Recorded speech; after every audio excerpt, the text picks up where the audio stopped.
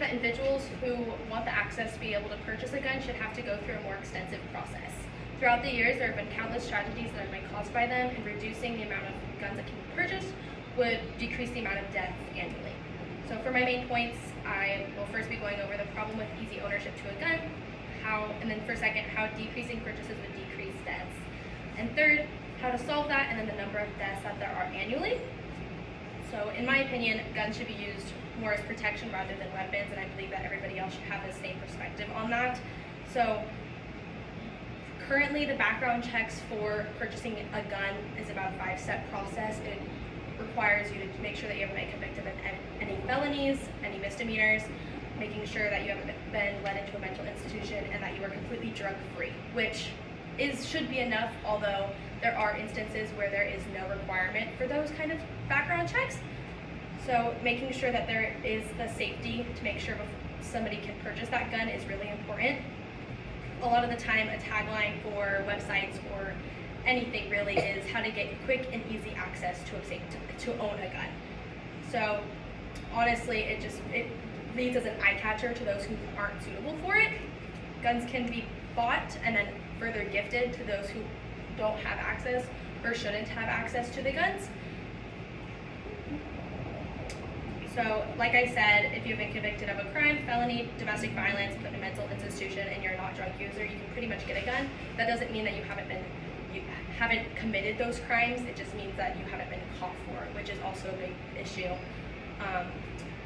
Denials for guns is about 1% of the time, which is really low. In about 100 million cases, there's about 700,000 times that there is a refusal towards that.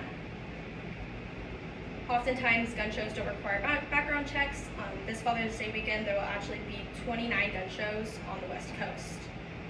And then here's a quote that was stated by Smith on one of the resources that I used. The killer, Dylan Roof, bought his .45 caliber Glock at a gun show.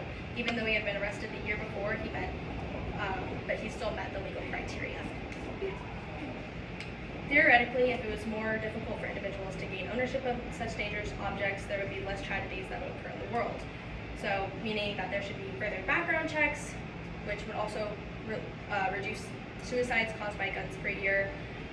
CDC statistics are about 111 people shot and killed each year, 210 people survive gunshots, and 65 people die from suicide with a gun. There is a way to make sure that that unqualified people don't gain access to guns. The process would be difficult, but not impossible. That is the overall goal. Like I said, I don't believe that there should be no guns, but there should be a reduced or more in-depth reason of background checks that need to be done. Another thing is at gun shows, there is no background checks. So this gives even more access to those who are qualifiable for guns to gain ownership of them.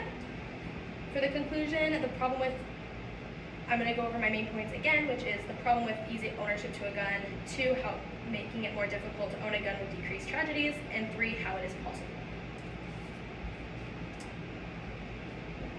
It is important to know the deaths per year by guns, what guns should be used for, and then those who are unqualified and how they might be unqualifiable, like I said before. Those who can gain ownership don't always meet the legal criteria, but they do on paper. So it doesn't mean that they haven't ever convicted the crimes before, the felonies, but that they just haven't been caught for them.